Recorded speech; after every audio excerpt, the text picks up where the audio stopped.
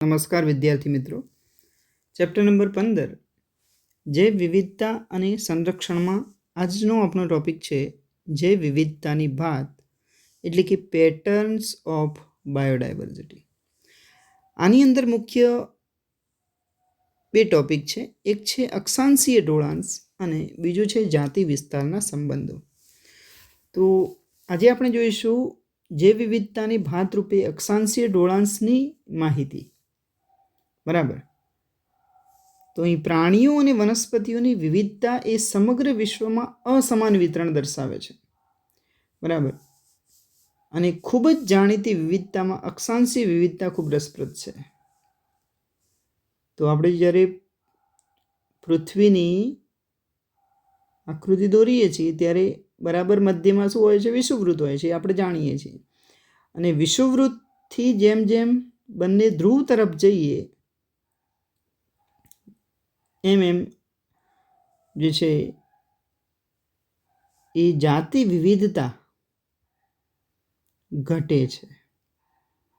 આ ખાસ ધ્યાન રાખવાનું. વિષુવવૃત્તથી ધ્રુવ પ્રદેશ તરફ જઈએ એમ એમ જાતિ વિવિધતા ઘટે છે. બરાબર. તો પહેલો મુદ્દો આ છે કે સામાન્યતઃ વિષુવવૃત્તથી ધ્રુવ પ્રદેશો તરફ જઈએ તેમ જાતિ વિવિધતા ઘટતી જાય છે. એના કેટલાક ઉદાહરણો આપણને અહીં સમજાવ્યા છે કે વિષુવવૃત્તીય વિસ્તાર, જેને આપણે ઉષ્ણકટિબંધીય વિસ્તાર કહીશું, 23.5 ઉત્તરથી 23.5 દક્ષિણ સુધીનો વિસ્તાર. એટલે જે કર્કવૃત્ત છે આ રીતે 23.5 ઉત્તર અને એ જ પ્રમાણે 23.5 દક્ષિણ. આ ઉત્તર છે, આ સાઉથ એટલે દક્ષિણ છે. આ જે વિસ્તાર છે એ ઉષ્ણકટિબંધીય વિસ્તાર કહેવાય. જે વિસ્તાર સમશીતોષ્ણ કે ધ્રુવ પ્રદેશો કરતાં વધારે જાતિઓ ધરાવે છે. બરાબર. આ જે વિસ્તાર છે એ સમશીતોષ્ણ કે ધ્રુવ પ્રદેશ કરતાં વધારે જાતિઓ ધરાવે છે. આપણે એક ઇમેજ દ્વારા એને સમજવાનો પ્રયાસ કરીએ. તો અહીં તમે જોઈ શકો છો કે આ જે છે એ વિષુવવૃત્ત છે. 23.5 ઉત્તર અને આ 23.5 દક્ષિણ. આ જે વિસ્તાર છે એ ઉષ્ણકટિબંધનો વિસ્તાર છે. ત્યારબાદ આ ભાગ મકરવૃત્તનો છે. તો અહીંથી આટલો વિસ્તાર અને અહીંથી આ વિસ્તાર જે સમશીતોષ્ણ કહેવાય છે. સમશીતોષ્ણ. અને એના પછીનો જે આટલો ભાગ છે ધ્રુવ પ્રદેશ, આ ઉત્તર ધ્રુવ છે અને આ દક્ષિણ ધ્રુવ છે. તો આ જે છે ધ્રુવ પ્રદેશો છે, ઉત્તર ધ્રુવ અને અહીંયા દક્ષિણ ધ્રુવ. તો તમે જુઓ કે અહીંયા આ જે ઉત્તર ઉષ્ણકટિબંધનો પ્રદેશ આ થશે. બરાબર. અને ઉષ્ણકટિબંધ પ્રદેશની અંદર જે જાતિઓની સંખ્યા છે એ આ સમશીતોષ્ણ કે ધ્રુવ પ્રદેશોની અંદર જોવા મળતી જાતિઓ કરતાં અહીંયા વધુ જાતિ વિવિધતા જોવા મળે છે ઉષ્ણકટિબંધ પ્રદેશની અંદર. બરાબર. બીજું આપણે જે સમજાયું હતું કે વિષુવવૃત્ત છે ત્યાંથી જેમ જેમ આપણે ધ્રુવ પ્રદેશ તરફ જઈએ તેમ તેમ જાતિ વિવિધતા જે છે ઘટે છે. બીજા શબ્દોમાં આપણે એમ પણ કહી શકીએ કે ધ્રુવ પ્રદેશથી વિષુવવૃત્ત તરફ જઈએ તેમ તેમ જાતિ વિવિધતા વધે છે.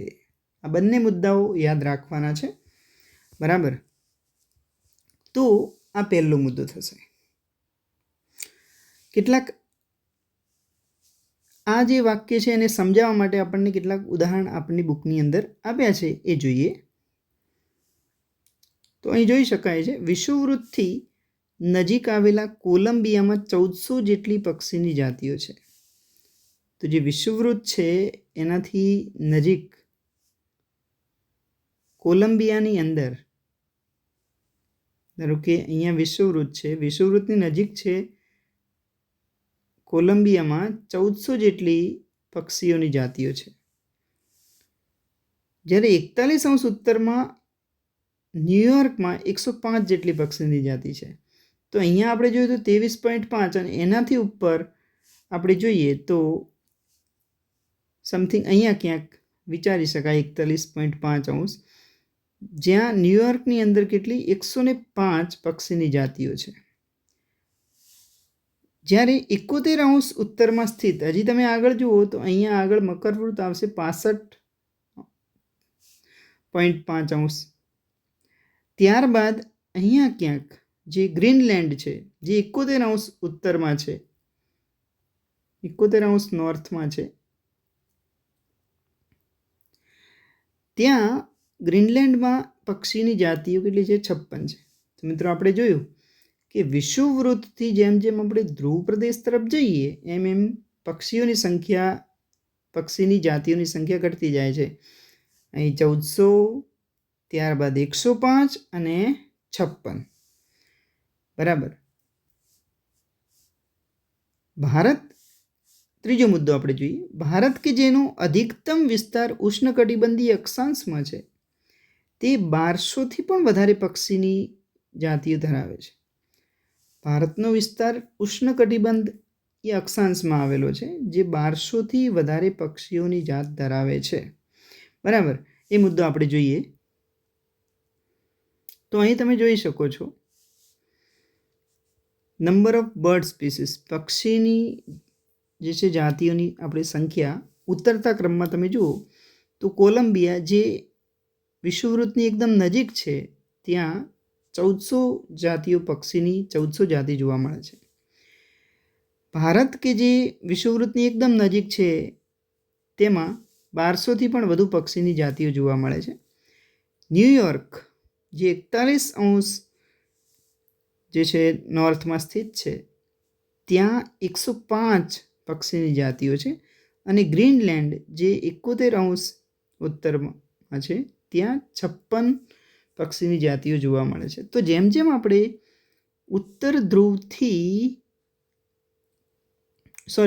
જેમ જેમ આપણે વિષુવવૃત્તથી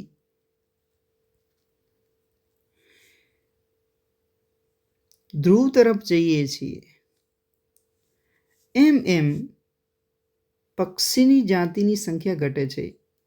તો એ આપણે ઉદાહરણ કયું સમજાયું કે વિષુવવૃત્તથી ધ્રુવ પ્રદેશ તરફ જઈએ એમ એમ પક્ષીની જાતિઓની સંખ્યા ઘટે છે. બીજા શબ્દોમાં આપણે એમ પણ કહી શકીએ, આ જ ઉદાહરણ ઉપરથી આપણે એમ પણ કહી શકીએ કે જેમ જેમ ધ્રુવ પ્રદેશથી વિષુવવૃત્ત તરફ જઈએ છીએ તેમ તેમ પક્ષીઓની જાતિઓની સંખ્યા વધે છે. ઓકે, તો આ બાબત અહીંયા મિત્રો ખાસ સમજવાની હતી. આ MCQ માટે ખૂબ જ અગત્યનો ટોપિક છે. બરાબર, જેનો ઉતરતો અને ચડતો ક્રમ બંને યાદ રાખવાના છે, અને આ દરેક આંકડા તમારે યાદ રાખવાના છે. એના પછીનો આપણે મુદ્દો લઈએ તો ચોથો મુદ્દો છે કે ઇક્વાડોર જેવા ઉષ્ણકટિબંધીય વન વિસ્તારમાં વાહક પેશીધારી વનસ્પતિની જાતિઓ એ યુએસએના મધ્ય પશ્ચિમ સમશીતોષ્ણ વન વિસ્તાર કરતાં 10 ગણી વધુ છે. હવે તમે જુઓ, આ યુએસએનું મધ્ય પશ્ચિમ વિસ્તાર ક્યાં આવેલો છે? તો સમશીતોષ્ણ પ્રદેશમાં. અને સમશીતોષ્ણ પ્રદેશ કરતાં ઉષ્ણકટિબંધીય પ્રદેશની જે જાતિ વિવિધતા વધુ છે. તો અહીંયા જે ઉદાહરણ શેનું આપ્યું છે? વાહક પેશીધારી જે વનસ્પતિઓ છે એની જાતિઓ એ યુએસએના મધ્ય પશ્ચિમ સમશીતોષ્ણ વન વિસ્તાર કરતાં 10 ગણી વધુ જોવા મળે છે. બરાબર, તો આ ચોથો મુદ્દો થયો. ઓકે, પાંચમો મુદ્દો લઈએ. દક્ષિણ અમેરિકામાં એમેઝોનના ઉષ્ણકટિબંધીય વર્ષાવનો એ સૌથી વધુ જૈવ વિવિધતા ધરાવે છે. ઉષ્ણકટિબંધીય વર્ષાવનો જે દક્ષિણ અમેરિકામાં આવેલા છે એમાં સૌથી વધુ જૈવ વિવિધતા હોય છે. તો એના આંકડાઓ જોઈએ તો 40,000 વનસ્પતિની જાતિઓ છે. 40,000 વનસ્પતિ જાતિઓ છે, બરાબર. 3,000 મત્સ્ય છે, ફિશ. ઓકે. 1,300 પક્ષીઓની જાત, 427 સસ્તન અને ઉભયજીવી છે, બરાબર, મેમેલ્સ એન્ડ એમ્ફિબિયન્સ. અને 378 સરીસૃપની જાતિઓ જોવા મળે છે.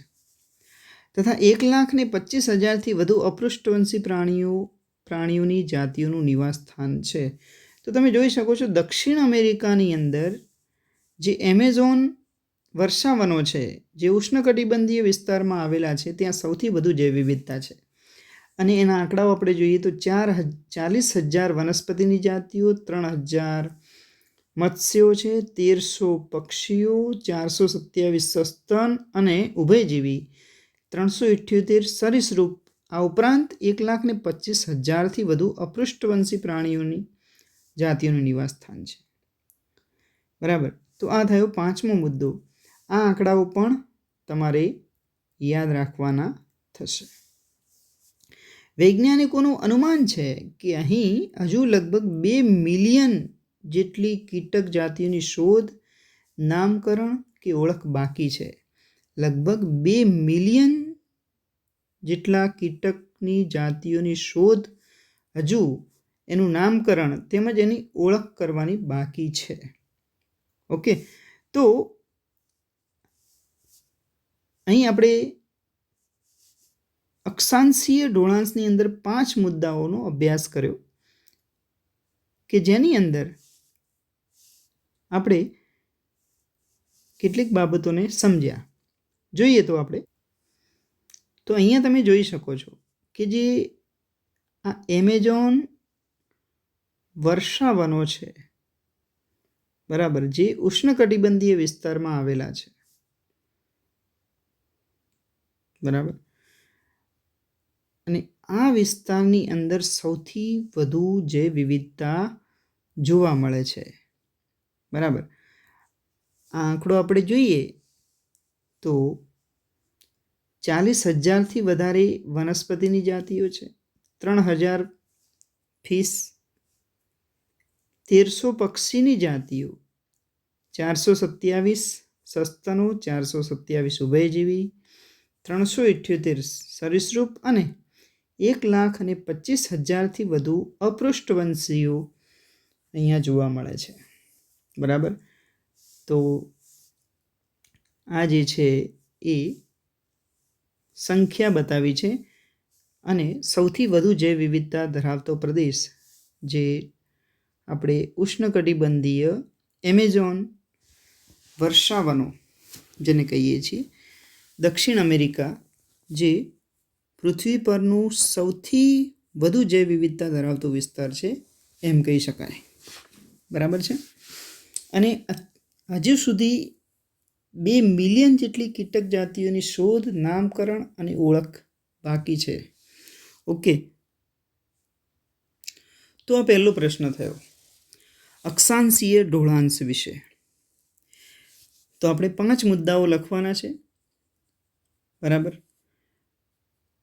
એમાં શરૂઆત કરીશું કે વિષુવવૃત્તથી ધ્રુવ પ્રદેશો તરફ જઈએ તેમ જાતિ વિવિધતા ઘટતી જાય છે અને એના કેટલાક ઉદાહરણો સાથે આપણે અહીં લખવાનું છે, બરાબર. ઉષ્ણકટિબંધીય વિસ્તારથી સમશીતોષ્ણ કે ધ્રુવ પ્રદેશો કરતાં વધારે જાતિઓ જોવા મળે છે.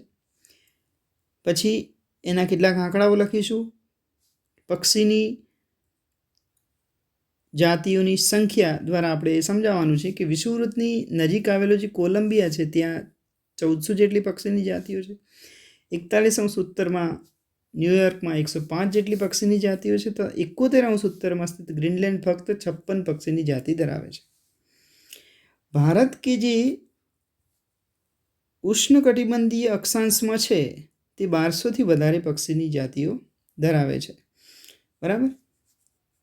એના પછી આપણે લખીશું કે ઇક્વાડોર જેવા જે ઉષ્ણકટિબંધીય વન વિસ્તાર છે એની અંદર વાહક પેશીધારી વનસ્પતિઓની જાતિઓ યુએસએના મધ્ય પશ્ચિમ સમશીતોષ્ણ વન વિસ્તાર કરતાં 10 ગણી વધુ છે.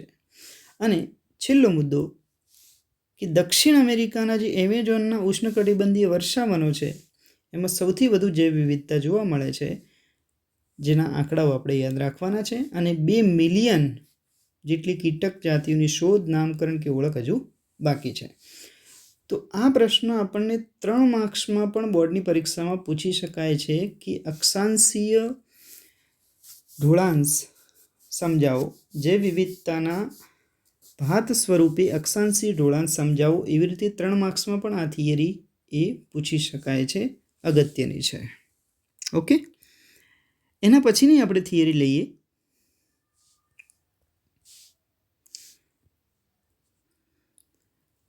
પ્રશ્ન છે કે વિષુવવૃત્તીય વિસ્તારોમાં સૌથી વધુ જૈવ વિવિધતા શા માટે જોવા મળે છે? આપણે જોયું કે જે ઉષ્ણકટિબંધીય વિસ્તારો છે ત્યાં જૈવ વિવિધતા સૌથી વધુ છે, તો એના કારણો શું? સમશીતોષ્ણ કે જે ધ્રુવ પ્રદેશ છે એના કરતાં ઉષ્ણકટિબંધીય વિસ્તારમાં જૈવ વિવિધતા વધુ હોવાના કેટલાક કારણો છે.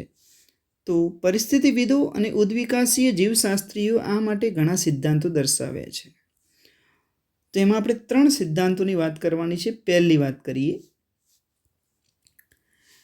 જાતિ ઉદ્ભવ સામાન્ય રીતે સમયનું કાર્ય છે અને સમશીતોષ્ણ કટિબંધીય વિસ્તારોમાં વારંવાર હિમપ્રપાત થતો રહ્યો, જ્યારે તેનાથી ઉલટું ઉષ્ણકટિબંધ અક્ષાંશોમાં લાખો વર્ષ સુધી કોઈ ફેરફાર જોવા મળ્યો નથી. અને તેથી જાતિ વૈવિધ્ય માટે લાંબો ઉદ્વિકાસીય સમય મળ્યો છે. તો અહીંયા જે જાતિનો ઉદ્ભવ થયો એના માટે ખૂબ લાંબો ઉદ્વિકાસીય સમય મળ્યો છે. બરાબર.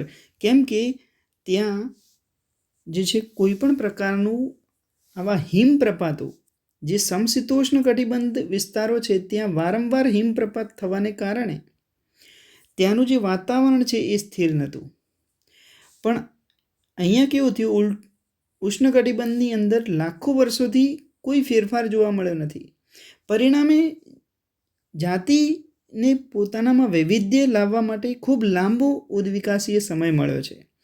અને એટલા માટે આપણે કહી શકીએ કે જે ઉષ્ણકટિબંધીય વિસ્તારો છે અથવા તો વિષુવવૃત્તીય વિસ્તારો છે ત્યાં જાતિ વિવિધતા એ સમશીતોષ્ણ વિસ્તારો કરતાં વધુ છે. તો આ પહેલો મુદ્દો થાય. બીજા મુદ્દાની વાત કરીએ, ઉષ્ણકટિબંધ પર્યાવરણ એ સમશીતોષ્ણ પર્યાવરણથી વિપરીત રીતે ઓછા ઋતુકીય ફેરફારો સાથે વધુ સ્થિર અને અનુમાનિત રહ્યું. બરાબર. ઉષ્ણકટિબંધીય પર્યાવરણ જે છે, ઉષ્ણકટિબંધનું જે પર્યાવરણ છે એ ઓછા ઋતુકીય ફેરફાર સાથે વધુ સ્થિર અને અનુમાનિત રહ્યું. બરાબર છે. અહીંનું જે વાતાવરણ હતું એ સ્થિર હતું, વધુ અનુમાનિત હતું અને આવું સ્થિર પર્યાવરણ વિશિષ્ટ જીવન પદ્ધતિને પ્રેરિત કરતું રહ્યું અને જેથી વધુ જાતિ વિવિધતાનું સર્જન થયું. બરાબર. તો ઉષ્ણકટિબંધીય વિસ્તારમાં કોઈ ખલેલ જ નથી, જ્યારે સમશીતોષ્ણ વિસ્તાર એવો હતો કે જ્યાં સતત હિમપ્રપાત થવાને કારણે, અને બીજું કે ત્યાંનું જે વાતાવરણ છે એ અસ્થિર હતું. બરાબર. અને અસ્થિર વાતાવરણની અંદર જાતિને જે ઉદ્વિકાસ માટે લાંબો સમય મળવો જોઈએ એ મળ્યો નહીં. એની સાપેક્ષે ઉષ્ણકટિબંધીય વિસ્તારની અંદર એ વધુ સ્થિર હોવાને કારણે, એકદમ ખલેલ વગરનું હોવાને કારણે એ જાતિઓને જે છે લાંબો સમય પણ મળ્યો છે. બરાબર. અને સ્થિર પર્યાવરણને કારણે શું થાય છે કે દરેક સજીવ પોતાની વિશિષ્ટ જીવન પદ્ધતિ અપનાવવામાં સફળ રહ્યું અને જેથી વધુ જાતિ વિવિધતાનું સર્જન થયું. તો આ બીજો મુદ્દો થશે. ત્રીજો મુદ્દો, વિષુવવૃત્તીય પ્રદેશમાં વધુ સૌર ઉર્જા ઉપલબ્ધ છે. સ્વાભાવિક છે, સૂર્યના કિરણો અહીંયા જે છે એ સીધા પડવાના છે અને વધુ સૌર ઉર્જા મળે છે, સૂર્ય ઉર્જા મળે છે, જેના કારણે સુધા પ્રકાશ સંશ્લેષણની ક્રિયા વધુ થશે અને તેના કારણે ઉચ્ચ ઉત્પાદનમાં સહભાગી બને છે. બરાબર. આ ઉચ્ચ ઉત્પાદકતા સૌથી વધુ વિવિધતા માટે પરોક્ષ રીતે ફાળો આપી શકે છે. બરાબર. જુદા જુદા પ્રકારની વનસ્પતિઓ એ ત્યાં ઉગે છે. એના ઉપર નભતા જુદા જુદા પ્રકારના કીટકો, વનસ્પતિઓ, કીટકો છે, પ્રાણીઓ છે, એનો વિકાસ થાય છે. એટલા માટે આપણે એમ કહી શકીએ કે અહીંયા આ પરોક્ષ રીતે આ જે ઉચ્ચ ઉત્પાદકતા છે એ પરોક્ષ રીતે ફાળો આપી શકે છે. તો આ 3 મુદ્દાઓ થશે. બરાબર. એને આપણે જોઈએ તો અહીંયા સૌથી ઉષ્ણ એટલે કે વિષુવવૃત્તીય વિસ્તારમાં સૌથી વધારે વિવિધતા હોવાના 3 મુખ્ય કારણો આપણે અહીં ટૂંકમાં બતાવ્યા છે. તો પહેલું જે કારણ છે કે મોર ઇવોલ્યુશનરી ટાઈમ, આનો મતલબ થાય છે કે જાતિ વૈવિધ્યકરણ માટે લાંબો ઉદ્વિકાસીય સમય મળ્યો છે. લાંબો ઉદ્વિકાસકીય સમય મળ્યો. બરાબર. બીજું કારણ જોઈએ, રિલેટિવલી કોન્સ્ટન્ટ એન્વાયરમેન્ટ એટલે કે સ્થિર પર્યાવરણ છે. બરાબર. સમશીતોષ્ણ પ્રદેશ કરતાં સ્થિર પર્યાવરણ છે. આ ખાસ ધ્યાન રાખજો, કેમ કે અહીંયા સતત હિમપ્રપાત થાય છે. બરાબર. એટલે અહીંયા અસ્થિરતા વધુ છે વાતાવરણની અંદર કમ્પેર ટુ જો ઉષ્ણકટિબંધની આપણે વાત કરીએ તો એની સાપેક્ષમાં સમશીતોષ્ણ કટિબંધની અંદર એ વધુ અસ્થિરતા જોવા મળે છે અને પરિણામે જે છે એ ઉષ્ણકટિબંધીય વિસ્તારની અંદર વધુ સ્થિરતા હોવાને કારણે જે છે એ વધુ જાતિ વિવિધતા તરફ અને વધુ વિશિષ્ટીકરણ તરફ જે તે જાતિને લઈ જાય છે. ઓકે. તો આ બીજો મુદ્દો છે. ત્રીજો મુદ્દો છે કે તમે જોઈ શકો છો કે આ જે ઉષ્ણકટિબંધીય વિસ્તાર છે, વિષુવવૃત્તીય વિસ્તાર, ત્યાં સૌથી વધુ સૂર્યપ્રકાશના કિરણો પડે છે. એટલે વધુ સૌર ઉર્જા અહીંયા મળે છે. પરિણામે શું થાય? પ્રકાશ સંશ્લેષણની ક્રિયા વધુ થાય અને પરિણામે ઉત્પાદકતા વધે છે. અને જે આ ઉત્પાદકતા વધે છે એ પરોક્ષ રીતે સૌથી વધુ જાતિ વિવિધતા માટે ફાળો આપે છે એમ કહી શકાય. બરાબર.